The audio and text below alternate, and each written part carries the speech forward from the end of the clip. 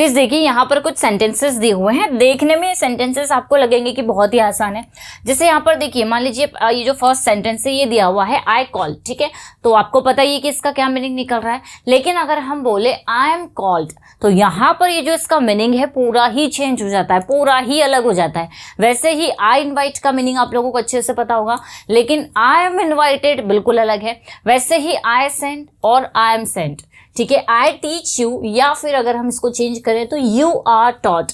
तो यहाँ पर ये टेंस तो है नहीं, कॉन्टिन्यूस टेंस तो है नहीं, क्योंकि जनरली कॉन्टिन्यूस टेंस में इज एम आर के साथ तो आईएनजी लग जाता है। वैसे ही I give you a gift, या फिर you are given a gift, या फिर आई हेल्प यू और you are helped. So guys, देखने में जो सेंटेंसेस है ना बिल्कुल एक जैसे, कहीं ना कहीं थोड़े से सेम लग रहे हैं, लेकिन यकीन मानिए ये बिल्कुल अलग है, इनका मीनिंग बिल्कुल अलग है। आप में से कई लोगों ने पढ़ा होगा, जानते होंगे, यूज भी किया होगा। सो गाइस, आज की क्लास जो है ना ये इन्हीं तरह के जो सेंटेंसेस, मतलब ऐसे जो सेंटेंसेस होते हैं जिसमें is am are was were के साथ में वर्ब की थर्ड फॉर्म लगती है, इन्हीं पर बेस्ड होने वाला है। और हम प्रैक्टिकल जो लाइफ में यूज होता है, डे टू डे लाइफ में जो सेंटेंसेस यूज होते हैं, वही हम लोग आज के इस क्लास में सीखने वाले हैं, जिन्हें हिंदी में बोलना तो बहुत आसान होता है, लेकिन इंग्लिश बनाते वक्त हम लोग अटक जाते हैं, सोचने पर मजबूर हो जाते हैं कि इन्हें ट्रांसलेट कैसे करेंगे। सो गाइस, वीडियो का एंड तक जरूर से बने रहिए, सारा की सारा कॉन्सेप्ट मैं आपको बताऊंगी, क्या है इन्हें, क्या बोलते हैं, कैसे बनाना है, कैसे हम समझे, सब कुछ आज की इस क्लास में हम लोग सीखने वाले हैं। तो वीडियो के अंत तक जरूर से बने रहिएगा। चलिए क्लास को स्टार्ट करते हैं, लेट्स बिगिन। अब गाइस देखिए, तो ये तो आप लोगों को आराम से क्लियर हो गया होगा कि इन्हें हम लोग पैसिव वॉइस बोलते हैं, ठीक है। मतलब नहीं कि जब हम इंग्लिश सीख रहे हैं तो हमें दो चीजें सीखनी होती है, पहला तो एक्टिव वॉइस जिन्हें हम टेंस बोलते हैं, और दूसरा है पैसिव वॉइस, ठीक है। अब पैसिव वॉइस आप लोगों ने पढ़ा होगा, अलग तरीके से पढ़ा होगा, लेकिन आज हम कुछ अलग तरीके से पढ़ेंगे।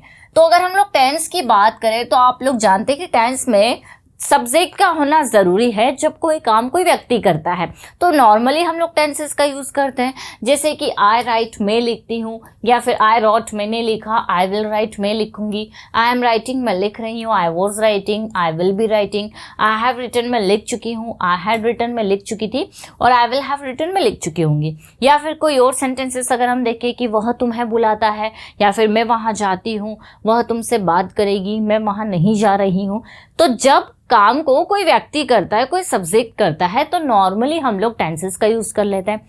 लेकिन क्या आप जानते हैं कि ऐसे सेंटेंसेस भी बनते हैं जिनमें सब्जेक्ट का पता ही नहीं होता, काम तो होता है। अगर मैं कहूँ कि मुझे बुलाते हैं, तो यहाँ मैंने कहा कि मुझे बुलाते हैं, लेकिन बुलाने वाला कौन है इसका पता नहीं है। या फिर अगर मैं कहूँ कि इस रूम को रोज साफ किया जाता है, ये रूम तो रोज साफ होता है, तो रूम तो साफ होता है, लेकिन कौन करता है, किसके द्वारा किया जाता है, उसका पता नहीं है। तो गाइस, जब भी आपके डे टू डे लाइफ में ऐसे सेंटेंसेस आते हैं कि मुझे बुलाते हैं, उसे नहीं बुलाते हैं, रूम साफ होता है, इंग्लिश पढ़ाई जाती है यहाँ पर, या फिर यहाँ पर जो है कंप्यूटर्स बेचे जाते हैं, ठीक है, या दरवाज़ा खोला गया, इसे रिपेयर कर दिया गया, तो जब भी ऐसे सेंटेंसेस आए जिसमें काम तो हो रहा है लेकिन पता नहीं है किसने किया, तो आपको यूज करने हैं गाइस ये वाले स्ट्रक्चर्स, या फिर हम कह दें कि पैसिव वॉइस, ठीक है। ये आपको ध्यान देना है कि ऐसे सेंटेंसेस हम लोग पैसिव वॉइस का यूज करते हैं जिसमें हमें पता ही नहीं है कि काम कौन करता है। काफ़ी सारे एग्जांपल्स आपको दूंगी मैं, और साथ ही साथ ये भी बताऊंगी कि पैसिव वॉइस का यूज हमें कब करना है। तो हम लोग समझते चलेंगे और ये भी देखते चलेंगे कि कब हमें पैसिव वॉइस यूज करना है। तो अगर हम इसके प्रेजेंट सिंपल टेंस का स्ट्रक्चर देखें तो ऑब्जेक्ट पहले आ जाता है, ठीक है। मैंने आपको बताया सब्जेक्ट इंपॉर्टेंट नहीं है, कौन करता है हमें उससे मतलब नहीं है, काम होता है बस। जैसे अगर मैं कहूँ कि मैं लेटर भेजती हूँ, तो आई सेंड अ लेटर।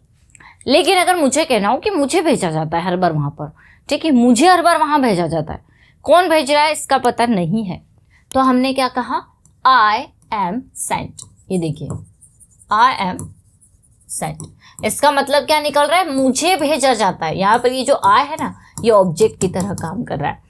जो स्टार्टिंग में मैंने आपको एग्जांपल्स दिए, जैसे आई कॉल मतलब क्या निकल रहा है, मैं बुलाती हूँ, लेकिन आई एम कॉल्ड मतलब हो जाएगा मुझे बुलाया जाता है।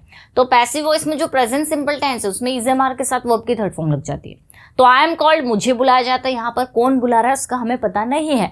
तो पैसिव वॉइस में नॉर्मली जो बेसिकली जो सेंटेंसेस होते हैं जो प्रैक्टिकल यूज में आते हैं वो इसी तरह के होते हैं। आई इन्वाइट मतलब मैं इन्वाइट करती हूँ, लेकिन अगर आई एम इन्वाइटेड आ रहा है, मतलब मुझे इन्वाइट किया जाता है, ठीक है। आई एम सेंट, मुझे भेजा जाता है। यू आर टॉट, आपको पढ़ाया जाता है। अगर ये बोलना हो कि आप पढ़ाते हो या आपने पढ़ाया तो यू टॉट, ठीक है, या यू टीच, आप पढ़ाते हो, यू टीच, आपने पढ़ाया, यू टॉट। लेकिन यू आर टॉट मतलब आप पर एक्शन किया गया, आपको पढ़ाया जाता है।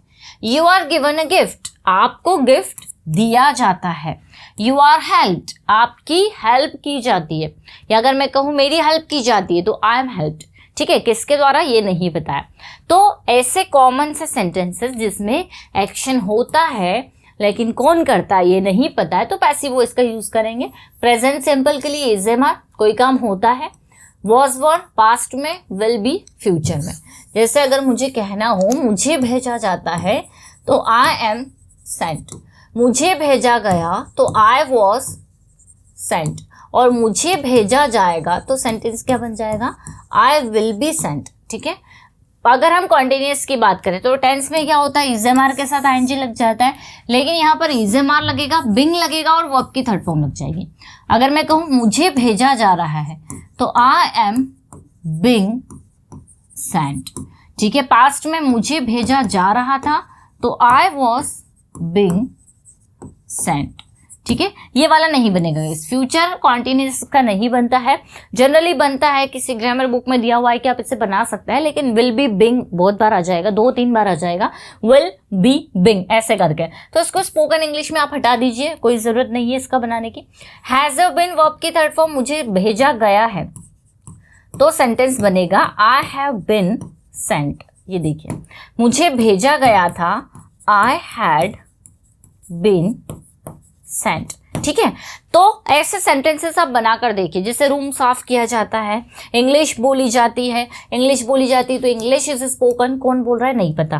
तो अब हम देखेंगे सबसे पहले कि हमें पैसिव वॉइस का यूज कब करना है। व्हेन द डूअर, मतलब जो सब्जेक्ट है अननोन, जब काम भी हो गया लेकिन आपको पता नहीं है किसने किया। एग्जाम्पल्स के तौर पर अगर हम लोग देखें, देखिए when we don't know who did the action, हमें नहीं पता किसने किया। माय फोन वाज स्टोलन, मेरा फोन चोरी हो गया। आपका फोन मान लीजिए चोरी हो गया, कोई आपसे पूछ रहा है कहाँ है आपका फोन, आपने कहा यार मेरा फोन चोरी हो गया, आपको नहीं पता ना किसने किया, ठीक है। तो नॉर्मली अगर आप बोलेंगे तो आप बोलेंगे समवन स्टोल माय फोन, किसी ने मेरा फोन चोरी कर लिया। लेकिन आप ये बोल दे कि मेरा फोन चोरी हो गया है तो my phone was stolen, clear. तो यहाँ पर जब आपने बोला माय फोन वाज स्टोलन, हमें यहाँ पर सब्जेक्ट के बारे में नहीं पता है, तो ऐसे सिचुएशन में आप क्या करेंगे, पैसिव वॉइस का यूज करेंगे। Second, when the doer is not important, जब हमें इससे मतलब नहीं है कि काम कौन कर रहा है, हमें तो काम से मतलब है, एक्शन से मतलब है। जैसे कि the action is more important than the person who did it. The road was repaired yesterday, कल रोड को रिपेयर कर लिया गया, किसने किया हमें इससे मतलब नहीं है, but the road was repaired, ठीक है। तो पहला हमने देखा क्या, सब्जेक्ट का पता नहीं है। दूसरा हमने देखा हमारे लिए सब्जेक्ट इंपॉर्टेंट नहीं है। और भी इसके जो यूजेस है क्यों करते हैं वो भी हम देख लेते हैं। When we want to focus on the result और एक्शन, जब हमें रिजल्ट और एक्शन से मतलब है, हमें सब्जेक्ट के बारे में नहीं मतलब। कुल मिलाकर अगर हम देखें तो पैसिव वॉइस का घुमा फिरा कर बात वहीं आ जाती है कि आपको सब्जेक्ट से मतलब नहीं है, आपके लिए सब्जेक्ट इंपॉर्टेंट नहीं है। काम होता है, हुआ, हो जाता है, किया जाता है, किया गया, हो रहा है, किया जा रहा है, लेकिन कौन किसके द्वारा हमें नहीं मतलब। तो the house was built in 1990, ठीक है। तो passive voice highlights the result, हमें एक हाउस है उसके बारे में डिस्कस कर रहे हैं कि जो हाउस है ना, हमें हाउस से मतलब है, किसका है, किसके द्वारा बनाया गया नहीं। तो the house was built in 1990। Informal writing news and reports में काफ़ी ज़्यादा यूज होता है। The decision was taken by the committee, जो डिसीजन था वो कमेटी के द्वारा लिया गया। तो आपको फॉर्मल राइटिंग करनी है, न्यूज़ वगैरह रिपोर्ट्स आप देखेंगे तो उसमें काफ़ी ज़्यादा यूज होता है। When we want to avoid blaming someone, कुल मिलाकर हम किसी को मेंशन नहीं करना चाहते, ब्लेम नहीं करना चाहते, जिससे a mistake was made, गलती हो गई, तो sometimes passive voice is used to sound polite और neutral। हमें नहीं बताना कि ऐसा किसने किया, तो मिस्टेक वॉज मेड, एक गलती हो गई, ठीक है। और when the object is more important than the subject, फिर से वही चीज़ आ रही है कि हमारे लिए सब्जेक्ट इम्पॉर्टेंट नहीं है। अब जब आप इसके कम से कम काफ़ी ज़्यादा सेंटेंसेस देखेंगे तो आप यूं ही समझ जाएंगे। देखिए, शी इज़ प्रेज्ड मतलब उसकी तारीफ होती है। अगर मैं कहूँ कि मैं उसकी तारीफ करती हूँ तो आई प्रेज, आई अप्रिसिएट हर, लेकिन उसकी तारीफ होती है, उसकी होती है, कौन करता है नहीं पता। तो she is praised. They are selected, उन्हें सिलेक्ट किया जाता है, वे सिलेक्ट किए जाते हैं। ही वॉज अरेस्टेड, देखिए उसे अरेस्ट कर लिया गया।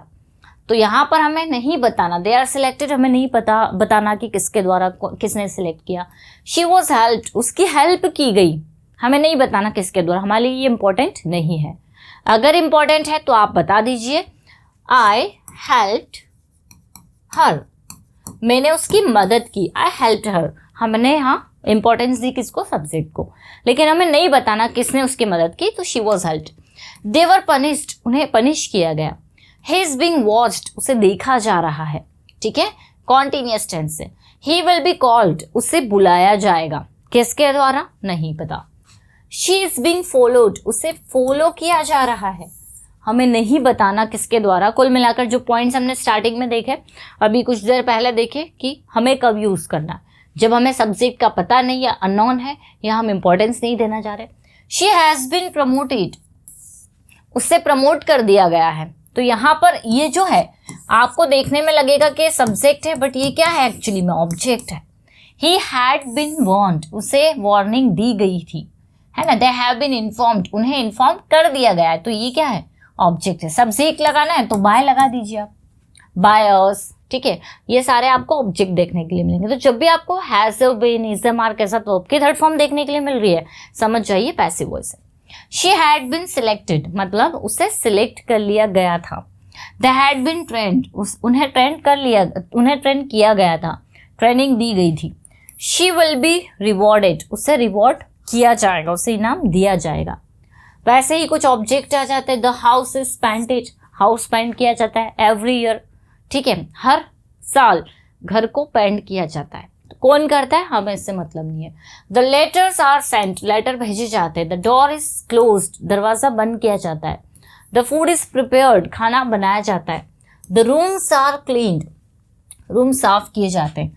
The car was repaired, car repair की गई। द विंडोज वर ब्रोकन, ठीक है, विंडोज जो थी वो तोड़ दी गई। The report was written, report लिखी गई। आ रहा है समझ में। तो पैसिव वॉइस जो है ना बहुत ज़्यादा यूज़ होते हैं। अगर आप अपनी day to day life practical conversation में देखेंगे तो इनका काफ़ी ज़्यादा यूज़ होता है। बट प्रॉब्लम यह है कि हमने उस तरीके से कभी से पढ़ा ही नहीं। हम तो बस ये कि किसी काम को किया जाता है, जैसे इंग्लिश उसके द्वारा बोली जाती है, लेटर मेरे द्वारा लिखा जाता है, नहीं, इतना आपको नहीं समझना। आप तो नॉर्मली देखिए कोई काम होता है, हमें सब्जेक्ट के बारे में नहीं पता, पैसिव वॉइस आप यूज़ कर लीजिए, सेंटेंस आपका गलत नहीं होगा। जैसे द फूड वॉज सर्व्ड, है ना, खाना परोस दिया गया है या परोस दिया गया था, इस तरह से। तो बहुत इजी, आपको बस कॉन्सेप्ट समझना है और आपको इन हेल्पिंग वर्ब्स का ध्यान देना है। अगर आप सही हेल्पिंग वर्ब यूज़ कर लेते हैं तो आप आराम से पैसिव वॉइस बना लेंगे। आई होप गाइस ये छोटा सा वीडियो आप लोगों के लिए हेल्पफुल रहा होगा। ऐसे डे टू डे लाइफ के प्रैक्टिकल सेंटेंसेस आप ज़रूर बनाइए और कॉमेंट करके भी बताइएगा। अगर आपको स्टडी मटेरियल चाहते हैं तो हमारी एप्लीकेशन है पर्सोना इंग्लिश और इंग्लिश विद खुशी, आप उसे ज़रूर डाउनलोड कर लीजिए और ज़्यादा इन्फॉर्मेशन के लिए नंबर पर कॉन्टेक्ट कर सकते हैं। वीडियो अगर अच्छा लगा है तो लाइक ज़रूर करिएगा। मिलते हैं हम लोग अपनी नेक्स्ट क्लास में। Till then bye bye, take care.